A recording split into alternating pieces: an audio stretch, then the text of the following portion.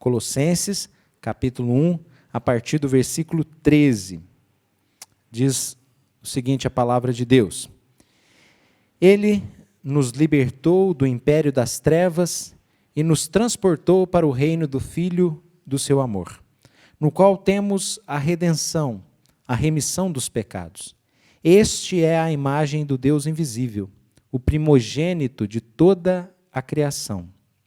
Pois nele foram criadas todas as coisas, nos céus e sobre a terra, as visíveis e as invisíveis, sejam tronos, sejam soberanias, quer principados, quer potestades, tudo foi criado por meio dele e para ele.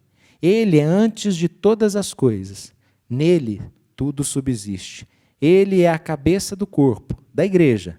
Ele é o princípio, o primogênito de entre os mortos, para em todas as coisas ter a primazia. Porque aprove a Deus que nele residisse toda a plenitude, e que, havendo feito a paz pelo sangue da sua cruz, por meio dele, reconciliasse consigo mesmo todas as coisas, quer sobre a terra, quer nos céus.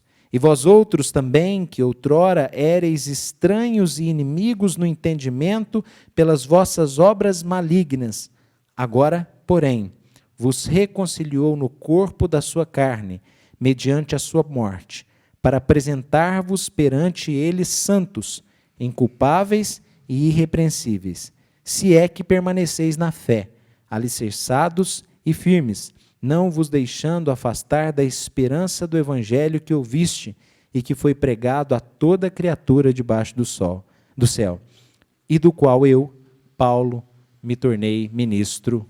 Amém. Nas últimas mensagens, nas últimas exposições bíblicas, eu tenho iniciado a exposição com considerações sobre os nossos documentos de fé. Os nossos documentos de fé são os símbolos de Westminster, né? Os catecismos e a confissão de fé, que é o nosso padrão interpretativo. Quer dizer, esses teólogos reunidos lá no século XVII nos deram documentos nos quais eles tratam de diversos assuntos, né? Começa falando sobre Deus, a Trindade, sobre a palavra de Deus, sobre a igreja, sobre Cristo, né? E nós usamos, né, na mensagem de Marcos, capítulo 1, versos 2 a 8, aquelas duas, na verdade, a pergunta que está no breve catecismo e no catecismo maior: para que você nasceu? Qual o fim principal do homem?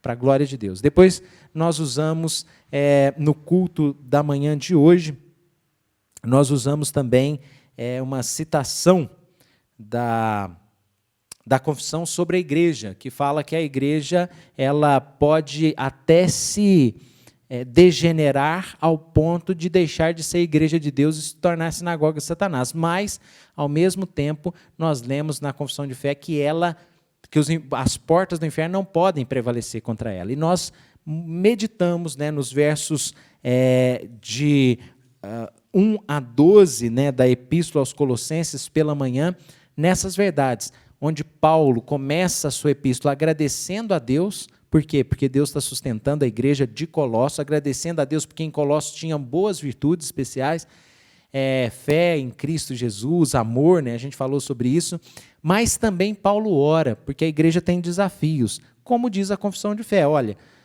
a igreja pode sucumbir, mas a igreja como um todo, a igreja do Senhor, não pode. A igreja, algumas comunidades locais, é o que a confissão diz, podem sucumbir, não a igreja como um todo, que essas portas do inferno não prevalecem contra ela. Mas, então, quer dizer, se uma igreja pode se tornar sinagoga de Satanás, isso significa que ela pode se perder pelo caminho. Então, há desafios e, por isso, Paulo ora pela igreja de Colossos. A gente viu isso pela manhã. E agora, nós vamos falar sobre esse texto que começa aqui no verso 13 e vai até o verso 23 e que, como os irmãos perceberam, tem a centralidade do texto é o quê?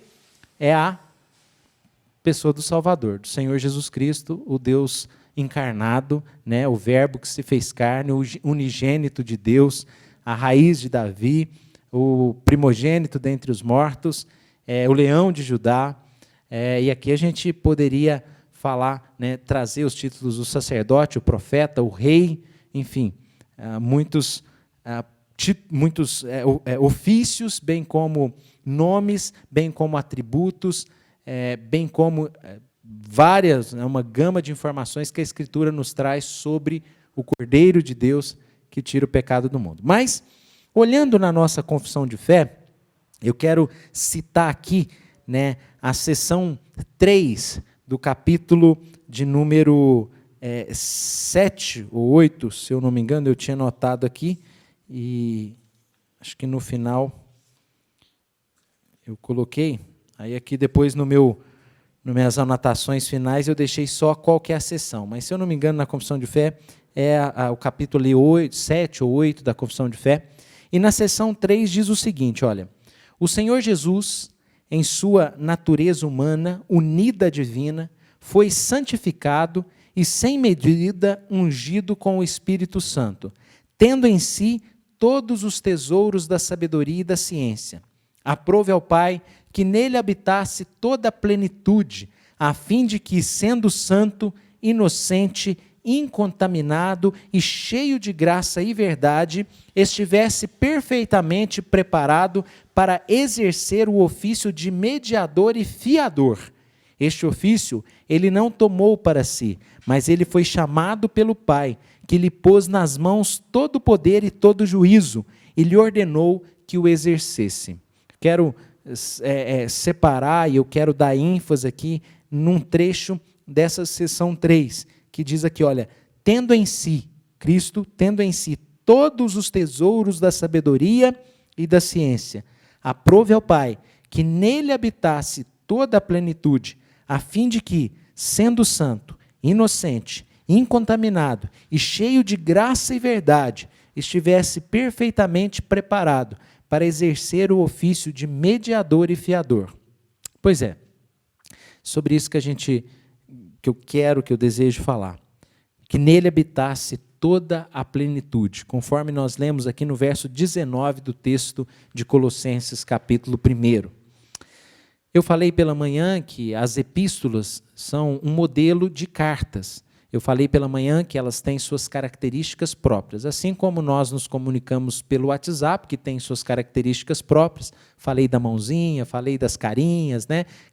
Cada tipo de comunicação tem suas características. O telegrama ali tinha a característica de ser poucas palavras, cobrava-se pelas palavras, né?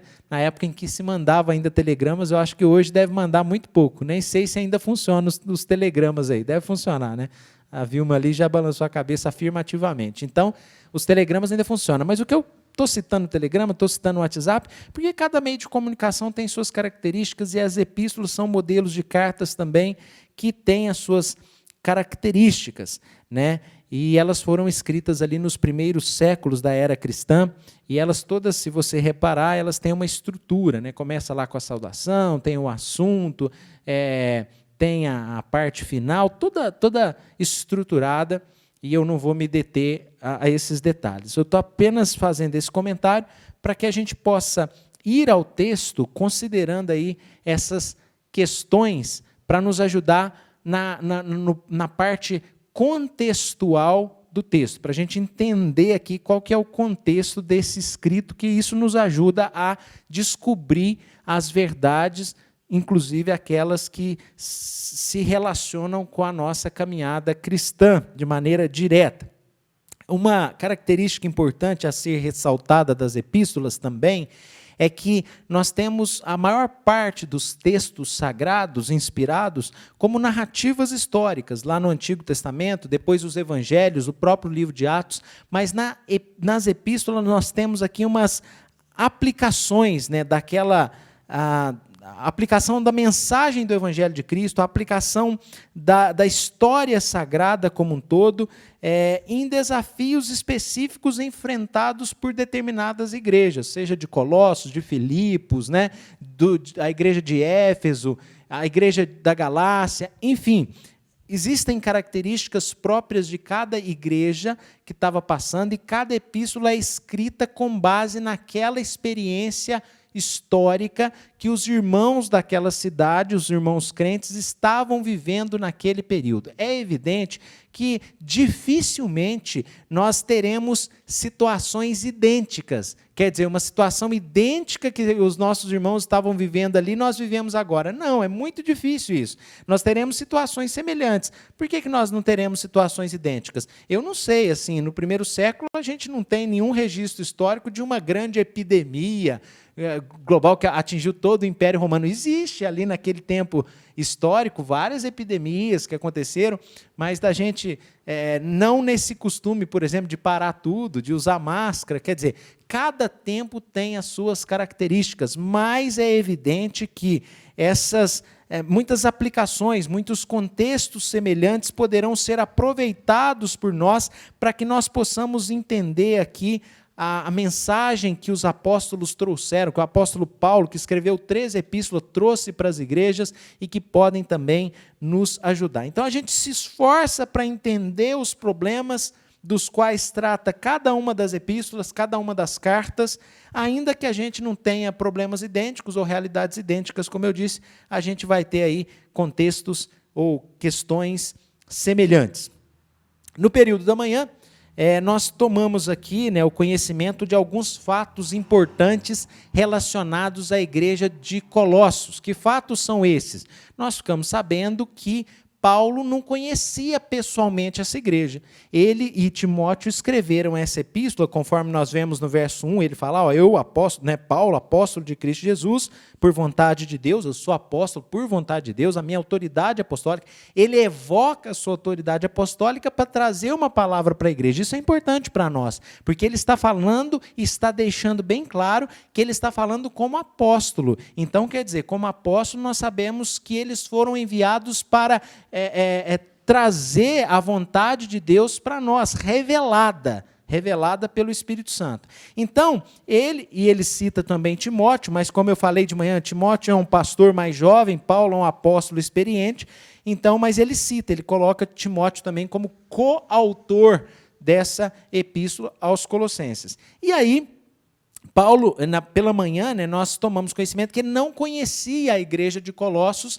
pessoalmente. Na verdade, quando ele escreveu a Epístola aos Colossenses, ele estava na prisão, já sofrendo a perseguição do Império Romano, que não estava feliz com o crescimento daquela seita chamada o Caminho, a seita do Caminho, como a gente vê lá em Atos, essa seita judaica ali do Messias e tal. O Império Romano estava incomodado e o imperador já tinha estabelecido perseguições.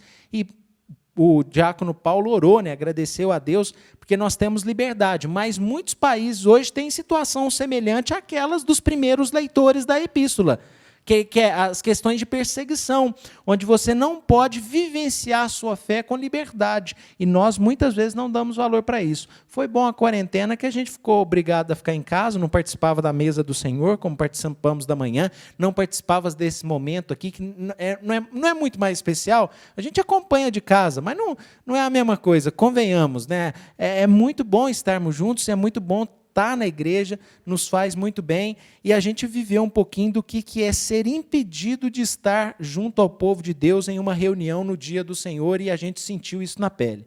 Mas os irmãos lá dos primeiros séculos, os primeiros leitores das epístolas, sentiam ou viveram isso de uma maneira ainda mais dura, porque havia uma imposição.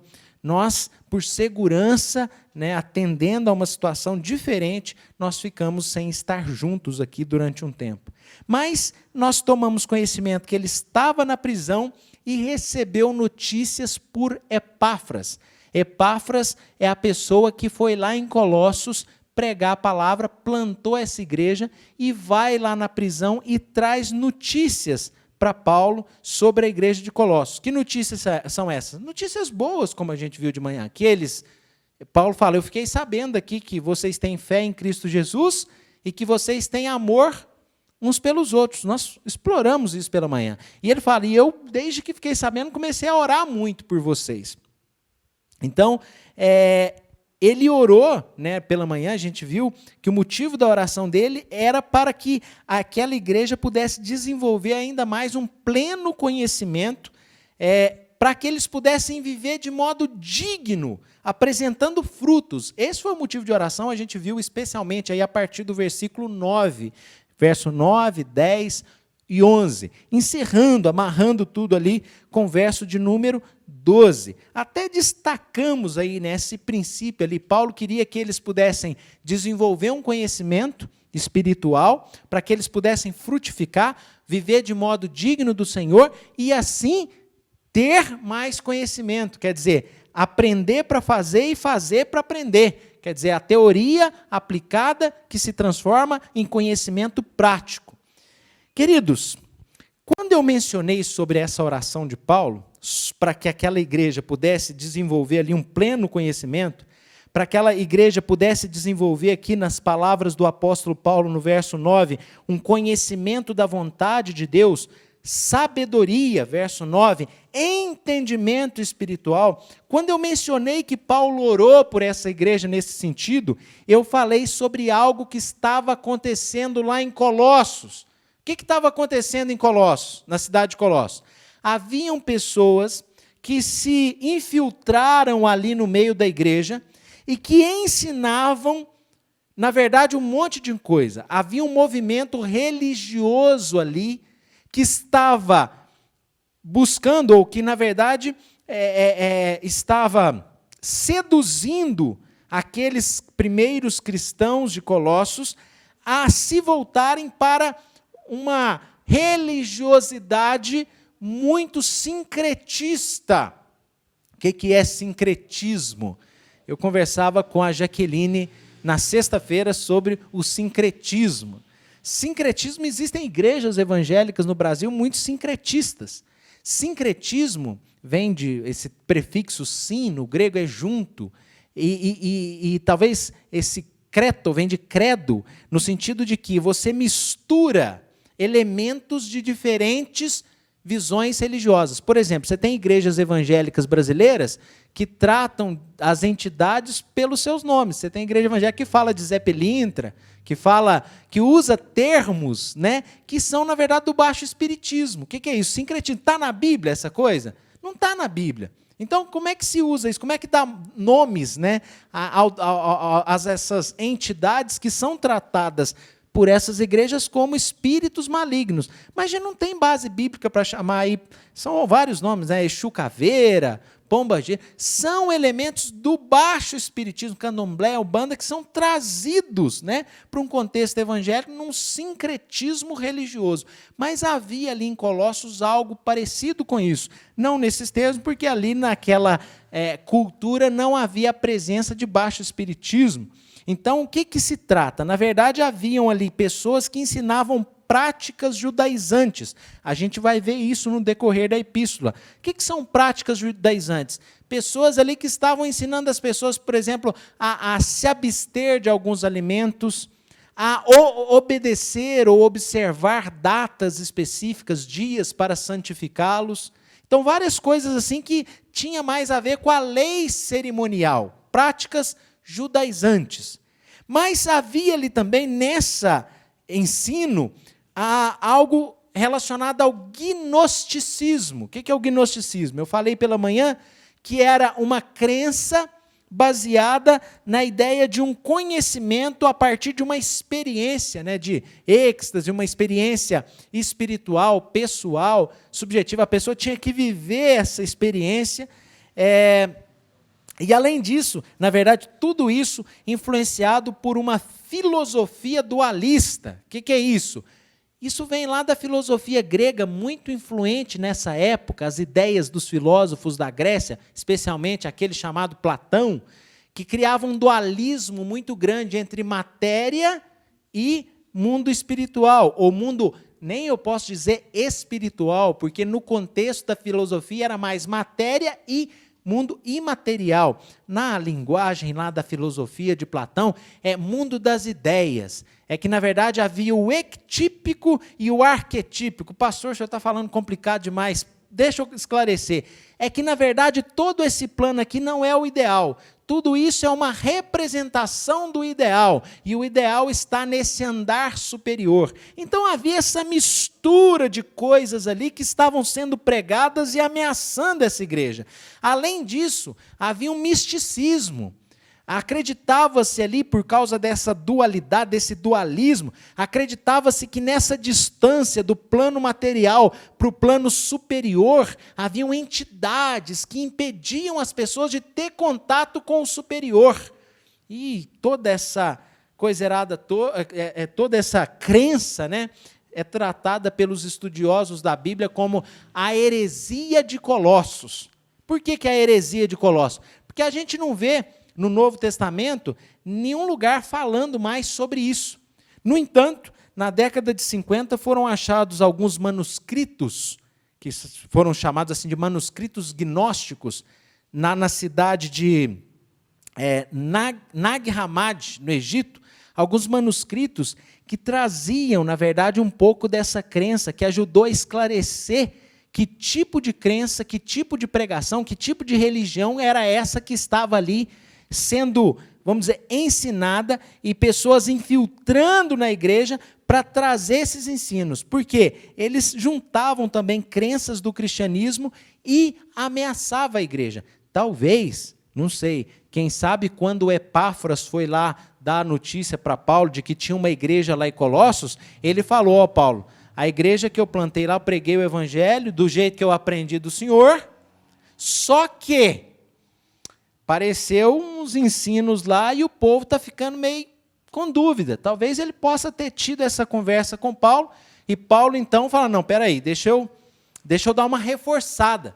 E aí ele vai e escreve a sua epístola para trazer esclarecimentos para aqueles primeiros cristãos sobre alguns aspectos, alguns pontos da verdade. E é por isso que ele ora.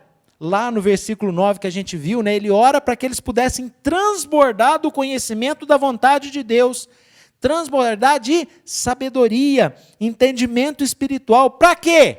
Para não ir na onda dos ensinamentos desses estranhos pregadores que apareceram ali trazendo essas ideias estranhas ao evangelho anunciado pelo apóstolo Paulo e pelos demais apóstolos que formavam o colégio apostólico, que receberam de Jesus a missão de ensinar a vontade de Deus, né? Ide por todo mundo, fazei discípulos, ensinando a guardar tudo aquilo que eu vos tenho ensinado, né? Então, se o conhecimento, Paulo entende que o conhecimento da verdade, o entendimento espiritual é o caminho para quê? Para a igreja se defender contra as heresias. Ainda bem que não existe mais heresia que ameaça a fé cristã, né? Era só naquele tempo, né? Hoje não tem mais falsos profetas, não tem mais ensinos falsos por aí. Ainda bem que nós não temos que lidar com isso, não é verdade, meus irmãos? Ai, ai. Pois é, vamos lá. Então, se o conhecimento verdadeiro é a arma que a igreja tem para se defender contra falsos ensinos, contra falsos mestres, contra falsos profetas, então não basta somente orar para que a igreja tenha esse conhecimento. Então, Paulo ultrapassa o limite. Ó, eu estou orando para que vocês possam transbordar de conhecimento, mas o apóstolo Paulo não fica só na oração. É preciso também, então, para resolver a questão, não só orar. Se ele quer que a igreja de Colossos transborde em conhecimento, qual que é a atitude direta que o apóstolo tem que ter para que isso possa ser resolvido? Se ele quer que a igreja de Colossos tenha conhecimento, então qual que é o caminho? Ensinar. Então ele ora, mas ele ensina. Não basta somente orar, tem que ensinar também. Não basta somente ensinar, tem que orar também. Só a instrução não resolve. E também só a oração não resolve. Você ora e age. É necessário que o ministro seja pastor e mestre. Pastor para orar pelo seu rebanho, mas mestre para ensinar o seu rebanho. Nas minhas aulas de teologia, eu costumo brincar, né, perguntar aos alunos, até na rádio eu faço isso, né? Qual que é a perna do soldado? Qual perna do soldado é mais importante? A perna direita ou a perna esquerda? Ou qual asa do avião é mais importante? A asa direita ou a asa esquerda? É só perguntar para o Lito, que é um cara do canal que o Luiz Felipe deve seguir o Lito também, né, Luiz Felipe? Eu assisto ali sempre os vídeos do Lito, que é um cara especialista em avião, mas eu estou lembrando do Lito porque todas as duas asas são igualmente importantes, todas as pernas são importantes. Então a gente precisa orar pela igreja, para que a igreja tenha conhecimento, mas nós precisamos ensinar a igreja para que ela possa se defender contra a mentira. Então, quando Paulo começa a ensinar aqui, ele ensina sobre Cristo. Se existe um modo da igreja se fortalecer, é pelo ensinamento da verdade. Jesus é o caminho, a verdade. Então, se a igreja tiver arregrados na verdade, eles não podem ser levados por esses falsos mestres, por esses falsos ensinos. Então, o primeiro ensino que Paulo traz para a igreja de Colossos, depois de agradecer a Deus pela fé que eles tinham em Cristo Jesus, depois de orar por eles para que eles tivessem conhecimento espiritual, para que eles tivessem uma prática desse conhecimento, para que eles aprendessem mais, aí agora Paulo vem ensinar, e ele vem ensinar sobre toda a plenitude de Cristo. Esse é o ensino que Paulo vem trazer a partir do verso de número 13.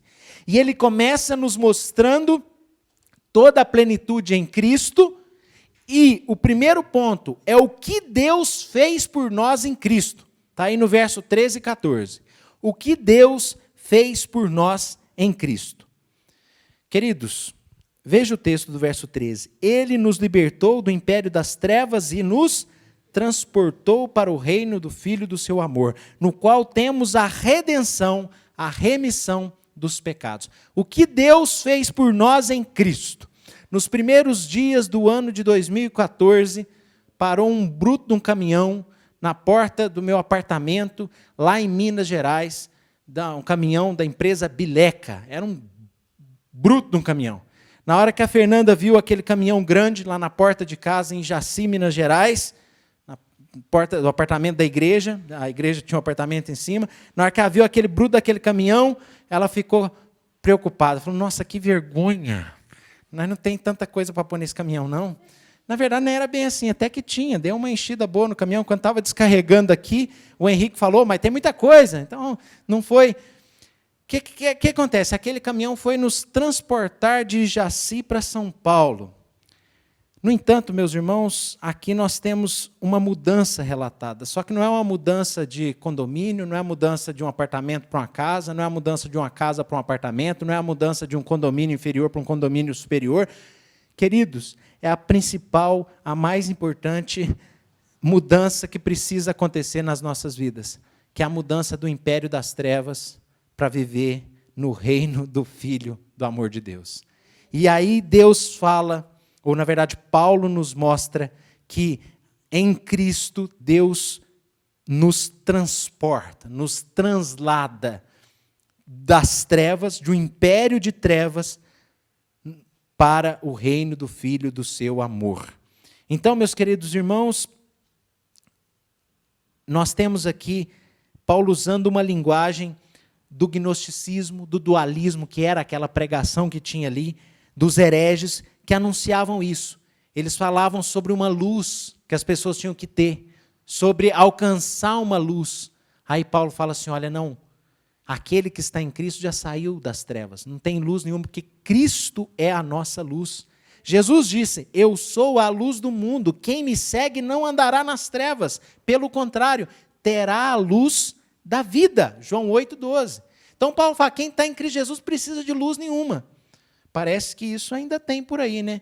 Sempre tem aí esse iluminado que recebeu uma visão e tal, que Deus me visitou e tal, tem uma ideia, uma revelação nova. Paulo fala, olha, quem tem Cristo não precisa de luz nenhuma, Ele é a luz do mundo. E quem está em Cristo não anda nas trevas. Fora de Cristo, o mundo caído é um lugar de escuridão, a gente sabe isso, onde as pessoas estão perdidas, né? As pessoas estão negando a seguir a luz. Em Efésios fala que nós vivemos num mundo tenebroso, dominado pelo príncipe da potestade do ar, que atua nos filhos da desobediência. Isso é trevas, isso é escuridão. Mas, lá em 1 João 1, versos 5 a 7, nós lemos, ora, a mensagem que da parte dele temos ouvido e vos anunciamos é esta, que Deus é luz e não há nele treva nenhuma. Se dissermos que mantemos comunhão com ele e andarmos nas trevas, mentimos e não praticamos a verdade. Se, porém, andarmos na luz, como Ele está na luz, mantemos comunhão uns com os outros, e o sangue de Jesus, seu Filho, nos purifica de todo pecado. Então, para o mundo decaído, para o mundo em trevas, para esse império das trevas, a luz de Cristo vem iluminar. E nós fomos libertos dessa escuridão e transportados. Nós não estamos mais debaixo dos rudimentos do mundo. Paulo vai usar essa expressão, que estava naqueles manuscritos que eu falei, que foi encontrado, que nos ajudou a entender um pouco desses falsos ensinos que estavam sendo disseminados em Colossos, que usava essas linguagens, né, de que você precisa encontrar a luz, você precisa enfrentar os rudimentos do mundo. E, na verdade, Paulo usa essa linguagem, mas ele traz aqui a verdadeira luz para esclarecer todos esses ensinamentos que iam além do Evangelho. E, por isso, aquilo que vai além do Evangelho, como o próprio Paulo fala na Epístola aos Gálatas, 1, verso 8, se alguém vos anunciar um Evangelho que vai além deste que eu vos ensinei, que eu vos ensino, que seja anátema, que seja maldito. Então, o ensinamento é esse. Mas Deus nos libertou do império das trevas, nós saímos do domínio de Satanás e fomos para o reino da luz. E nós precisamos pensar nessa realidade. As pessoas que não estão diante de Deus, que não estão em Cristo, estão nesse mundo de escuridão, não conseguem ver a vida com a clareza que a palavra nos permite ver. Ficam iludidas com muitas coisas, muitas histórias, muitos ensinamentos, e não conseguem ver a realidade de quem nós somos, de que nós precisamos da graça de Deus, e são iludidas de diversos modos. Mas veja, não é só esse transportar do reino do Filho do seu amor, essa libertação do verso 13, ele fala também sobre o que Deus fez por meio de Cristo. Através do Filho do seu amor, nós temos o que? A redenção e remissão dos pecados. Toda essa linguagem, libertação, redenção, remissão, é uma linguagem usada para resgate de escravos. Então, nós éramos escravos do pecado. Nós vivíamos na escravidão do pecado. Mas nós podemos hoje discernir o pecado pela luz do Espírito que há em nós. Então, você pode ter dificuldade para vencê-lo. E isso eu tenho. E você também tem. Por quê? Porque nossa corrupção ainda não foi revestida de incorruptibilidade. Há um plano estabelecido por Deus para isso acontecer. Mas enquanto não aconteceu, pelo menos nós somos novos homens, novas mulheres, transformados, que saiu da escuridão, conseguem enxergar com clareza e lutar contra o pecado. Aí eu volto para a confissão de fé. Eu falei que era o capítulo 8, é isso mesmo, que fala sobre Cristo.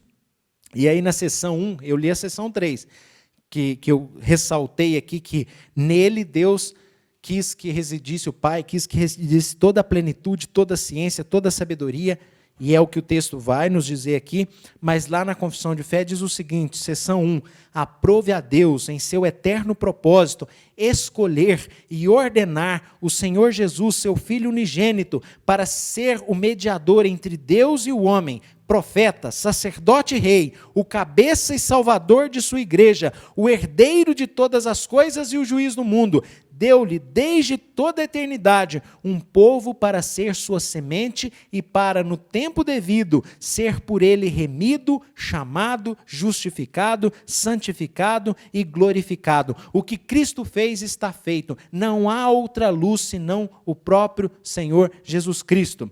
Olha, mais importante do que qualquer mudança que você possa fazer na sua vida, não pense que é mais importante mudar da zona leste para a zona oeste, ou não pense que é mais importante mudar do apartamento para a casa, ou da casa para o apartamento, ou da roça para a cidade, ou da cidade para a roça. A mudança mais importante é sair do império das trevas e viver na luz de Cristo. Essa é a mudança. Que aí o pecado não domina sobre a gente, o inferno não domina sobre a gente, o mundo não domina sobre a gente. Se a gente conhece a verdade, ela ilumina e nós somos verdadeiramente livres em Cristo Jesus. Essa é a mudança. Você não pense que há qualquer lugar melhor para você mudar, senão para o reino do Filho do seu amor. Mais importante é sair das trevas para a luz, estar em Cristo e passar pelas transformações constantes que Cristo realiza em nossas vidas. É interessante que muitas pessoas, às vezes, por não conhecer a Cristo, seguiam por luzes erradas. Mas a gente precisa se guiar pela verdadeira luz que, vindo ao mundo, ilumina todo homem. Só essa luz pode nos iluminar. João 1,9 que diz isso. Ele era a luz. Nós lemos isso. A verdadeira luz que ilumina todo homem. Então, repare na semelhança entre os escritos aqui aos Colossenses e os escritos do apóstolo João. Eu citei aqui tanto o Evangelho de João, como citei também a primeira epístola de João. Por quê? Porque João viveu o mesmo contexto. Ele teve que lidar com gnosticismos e esse discurso de luz, de que você precisa ter um conhecimento que vai além desse conhecimento que você tem de Cristo. Não. Cristo é a luz que nos ilumina e nós não precisamos de outra luz. Ele é a nossa luz e pronto. Amém.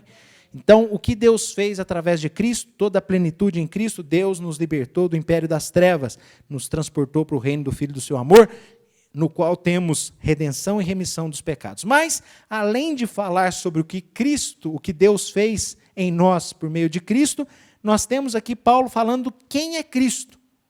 E ele começa a fazer isso a partir do verso de número 15. Paulo diz: este é a imagem do Deus invisível. Quem é Cristo? O primogênito de toda a criação. Quem é Jesus? Quem é o Filho amado? Ele é a imagem do Deus invisível. Alguns acham até que aqui, na verdade, é um hino que a igreja cantava ali nos primeiros séculos. Nós não sabemos. Mas se foi um hino que Paulo usou, o Espírito Santo o conduziu para registrar esse hino para nós. Mas ele diz que, vamos colocar assim, mesmo se não fosse um hino, agora é, né? Porque no começo do culto, Donizete cantou aqui, o Projeto Sola musicou essa parte aqui e o fez muito bem, esse trecho aqui de Colossenses capítulo 1. Mas aqui, Paulo está nos dizendo que ele é a imagem do Deus invisível. Então isso significa que você conhece a Deus na face de Jesus Cristo. Fora de Cristo, não é possível conhecer a Deus. A relação que as pessoas têm com Deus fora de Jesus não é verdadeira. Só por meio de Jesus que nós podemos ser conduzidos verdadeiramente a Deus, porque Jesus é a expressão exata do ser de Deus. Nós lemos isso lá em Hebreus. Outrora, Deus falou de muitas maneiras, mas nos últimos dias Ele nos falou pelo Filho, que é a expressão exata do ser de Deus. Filipe disse para Jesus: mostra-nos o Pai. Jesus respondeu para Filipe: quem vê a mim, vê o Pai. Queridos, a majestade desnuda de Deus nos é invisível aos olhos corporais. Mas também, no entendimento, nós não podemos ver a Deus que é Espírito.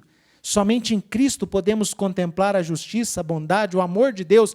Não podemos captar Deus pelo nosso simples entendimento, a não ser compreendendo melhor a pessoa de Cristo.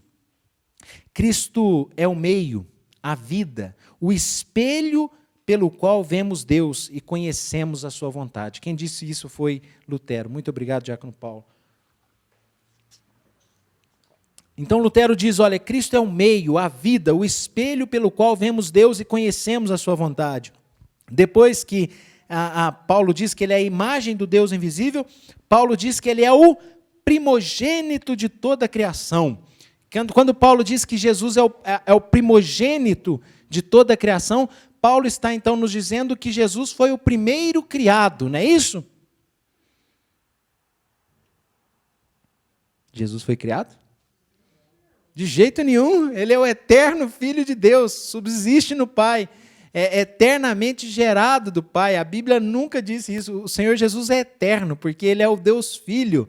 Então, quando Paulo diz que ele é o primogênito da criação, Paulo está aqui aplicando a tradição judaica. O primogênito é o herdeiro, aquele que nasce primeiro. Na verdade, ele é o eterno Filho de Deus, gerado do Pai, subsiste no Pai, e ele é o primogênito, o herdeiro da criação. A criação pertence a ele. Por quê? Porque foi criada nele. O verso 16 vem dizer exatamente isso, pois nele foram criadas todas as coisas, através dele.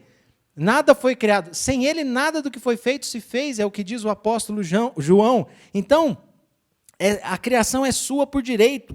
Tudo, incluindo os anjos, lhe pertencem. O verso 16 diz, nos céus, sobre a terra, as visíveis e as invisíveis, sejam tronos, sejam soberanias, quer principados, quer potestades, tudo foi criado por meio dele e para ele. Então ele é o primogênito da criação porque tudo lhe pertence e foi criado através dele. Ele é antes de todas as coisas, nele tudo subsiste. Ele existiu antes da fundação do mundo, porque ele é eterno, sempre existiu, e por meio dele que tudo foi criado. No verso 18 diz que ele é a cabeça do corpo da igreja, e aqui evidentemente que a igreja como um todo, não a igreja de Colossos apenas, mas por ser o primeiro ele é o herdeiro de todas as coisas, inclusive a igreja que lhe pertence, mesmo porque ele a comprou, derramando o seu sangue na cruz. E o texto ainda diz que ele é o princípio, o primogênito de entre os mortos, para ter em todas as coisas a primazia. Então, ele é o primogênito da criação, o herdeiro de todas as coisas, ele é o primogênito dentre os mortos, o herdeiro da vida, porque ele conquistou o direito da vida quando ele ressuscitou. Queridos, todas as coisas, olha, veja o verso 19, porque aprove a Deus que nele residisse, nele morasse, né, toda a plenitude, todas as coisas em Cristo tem a primazia, é o primeiro em tudo. Isso é o cristocentrismo, né? Cristo é o centro de tudo. Quaisquer que sejam as surpresas que a história nos reserve, Jesus Cristo nunca vai ser excedido, porque ele é a expressão do Deus encarnado. Alguém do passado, eu não sei qual é o autor, disse o seguinte: olha, eu amo tanto Cristo que se me provarem que a verdade não está em Cristo, eu prefiro ficar com Cristo. Queridos, no verso 19 nós temos essa palavra que Paulo usa, olha, aprove a Deus, nele residisse toda a plenitude. No grego, a palavra pleroma, que tem a ver com esses ensinos que estavam sendo disseminados ali na igreja de Colossos, e o pleroma seria naquela ideia do dualismo, da separação, vamos dizer, a separação forte entre a matéria e o imaterial, e nessa separação, nesse espaço entre a comunhão da matéria com o imaterial, misturando a fé cristã de Deus no imaterial, havia ali o pleroma, essa plenitude, esse espaço que separava as pessoas do imaterial. E nesse espaço estavam os rudimentos do mundo. Paulo vai falar mais, mas seriam seres espirituais. Isso a gente pôde aprender melhor a partir dos manuscritos que eu citei, que foram encontrados, né, sobre essa religião de Colossos. E haviam ali seres espirituais que precisavam ser enfrentados para que pudesse haver comunhão com o imaterial. Algo assim, uma crença, vamos dizer, extremamente confusa. Mas o caso é que Paulo usa aqui a palavra pleroma. Cristo, ou Deus, aprove que em Cristo residisse toda a plenitude.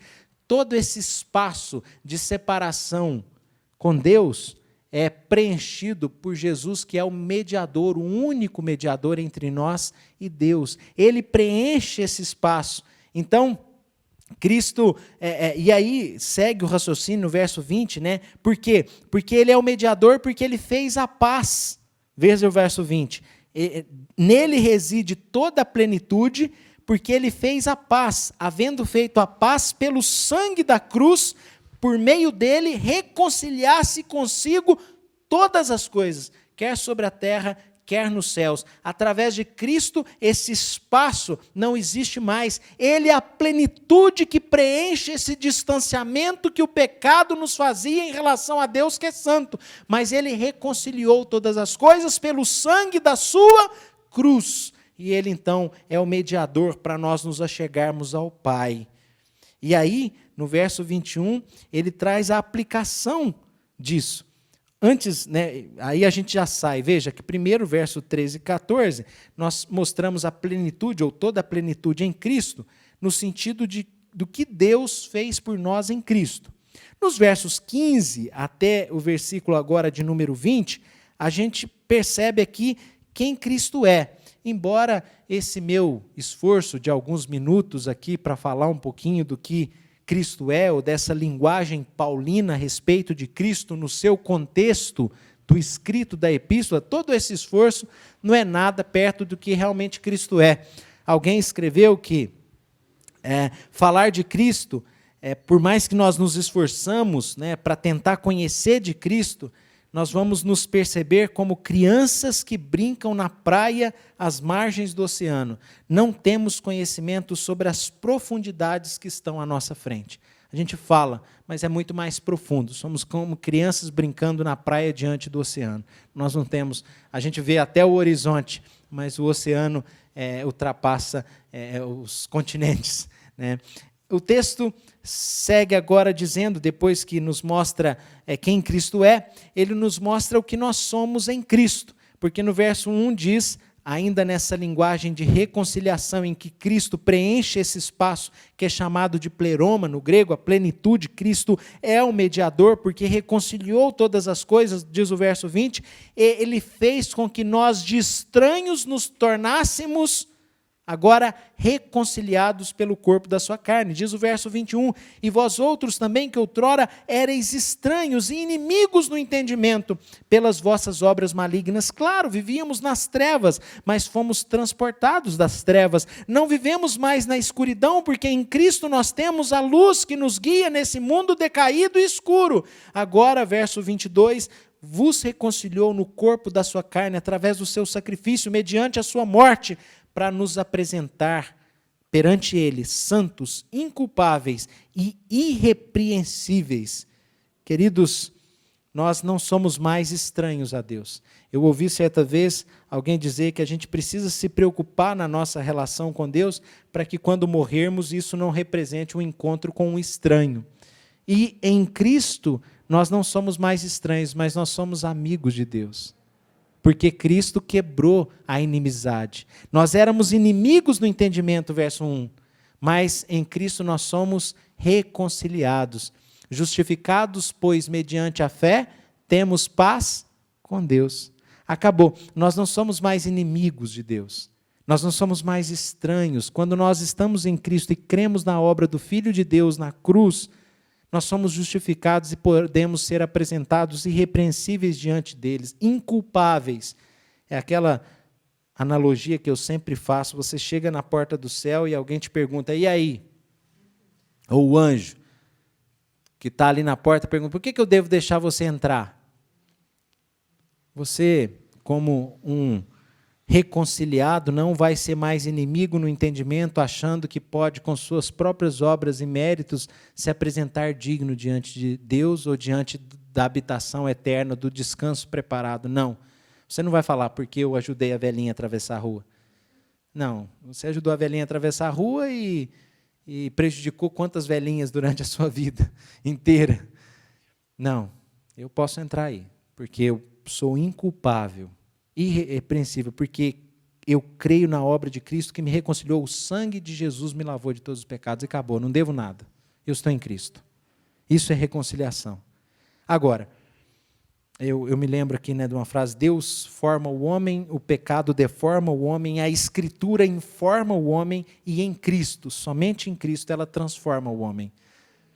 Deus forma, o pecado deforma, a Escritura informa, mas é só a relação com Jesus que transforma. E a gente precisa dessa transformação, dessa reconciliação que há em Cristo. Claro, se é que permaneceis na fé, verso 23, alicerçados e firmes, não vos deixando afastar da esperança do Evangelho, que é Cristo. Nós já falamos sobre isso no verso 5, que a esperança, no verso 5, que vos está preservada nos céus, da qual ouvistes pela palavra da verdade. Sobre qual esperança que a gente ouve? A esperança do Filho de Deus. Se vocês permanecerem na fé, alicerçados, firmes, não vos deixando afastar da esperança do Evangelho que ouviste e que foi pregado a toda criatura, que é uma figura de linguagem, mas é que o Evangelho está acessível a todo mundo, do qual eu, Paulo, me tornei ministro. Então, se vocês não se afastarem, por que Paulo fala se vocês não se afastarem? Porque vai que esses ensinos estranhos sobre o qual nós estamos falando nessa noite, que estava ali em Colossos, vai que um desinformado é ludibriado por isso e deixa de desfrutar da riqueza, da plenitude, ou toda a plenitude que há em Cristo Jesus. Cristo Jesus, mais nada. Então não tem o que inventar. A gente vive num tempo de muitas invencionices religiosas, mas nós que temos Jesus, não precisamos de mais nada. Ele é a nossa luz e nós podemos andar na luz, Nós não estamos mais em trevas em Cristo, nós estamos reconciliados. Toda a nossa vida faz sentido em Cristo. Eu me lembro que, certa vez, eu conversava com um casal, e eles eram mormons. Mormons é uma seita. O que é uma seita? Seita, o que é classificado como seita, é algum ensinamento, um grupo de pessoas que saem daquilo que a igreja, a tradição cristã acredita, que começa a acreditar em outras coisas. São várias as seitas. Normalmente, características comuns da seita, que sempre tem o iluminado, alguém que recebeu, sabe, aquela figura, fulano de tal, que recebeu uma visão que ele traz para as pessoas. E eu me lembro que esse casal falava comigo sobre o livro dos Mormons, que é uma visão que, se eu não me engano, Joseph Smith teve, né, e tal, de que Jesus esteve aqui nas Américas antes do descobrimento, com os índios aqui. Eu não sei detalhes, eu não sou um apologista e não lido com seitas e heresias, mas era algo desse tipo, e que a verdade, ou o conhecimento pleno, a comunhão plena com Deus, só viria a mim se eu conhecesse as revelações que essa cara recebeu. Mas aí eu peguei, porque eles creem também na Bíblia, né? Mas aqui em Hebreus diz que a expressão exata do ser de Deus está em Cristo. Aqui em Colossenses diz que Deus, aprove a Deus que nele residisse toda a plenitude. E aí o rapaz virou para mim e para a esposa, e ela queria ainda discutir, argumentar, e falou, não tem, o que a gente vai argumentar? Ele é a expressão exata do ser de Deus. Nele reside toda a plenitude. O que mais que ele precisa, se ele conhece a Cristo? Eu creio que Jesus é a nossa luz e Deus reservou Cristo como nosso mediador e Senhor e a luz do mundo, para que, de fato, a verdade de Deus estivesse assegurada. Deus desceu do céu e se revelou soberanamente através de Cristo. Nós podemos conhecer o amor de Deus e o projeto de Deus para a restauração de todo aquele que crer em Jesus e entrar em comunhão com o Pai. E aqui Paulo, então, vem ajudar Epáfras no tratamento pastoral com a igreja de Colossos, ensinando sobre Cristo. Se nós queremos assegurar o nosso povo, não é falar mal de outras religiões. Eu acho que não é essa a questão. Eu citei aqui exemplos que se voltam para a minha defesa da verdade em Cristo.